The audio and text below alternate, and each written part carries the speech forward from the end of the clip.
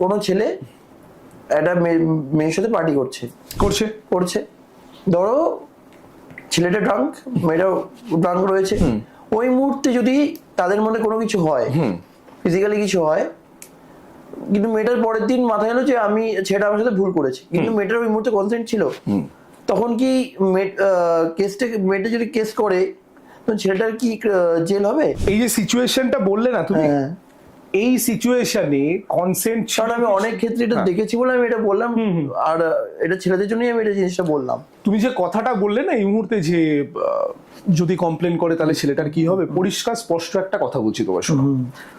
যখন ঘটনাটা ঘটে, that point of time the girl was drunk, the boy was drunk too, ঠিক আছে?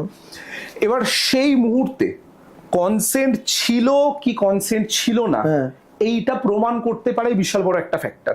কারণ অ্যালকোহল এমন একটা জিনিস, অ্যালকোহল যারা কনজাম্পশন করেন, যেটা শারীরিকগত বা শরীরের দিক থেকে অত্যন্ত খারাপ, যারা অ্যালকোহল কনজাম্পশন করেন, তুমি দেখবে অ্যালকোহলটা কনজিউম করার পরে কিন্তু সে তার নর্মাল সেন্সে থাকবে না।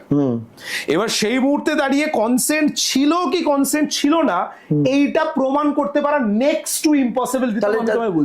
তাহলে মেটার ভারতবর্ষের আইন তো মহিলাদের ফেভারে। আমি খোলা করে তোমার সামনে লাইভে তোমায় বলছি, ভারতবর্ষের আইন সম্পূর্ণ মহিলা। আমরা অনেক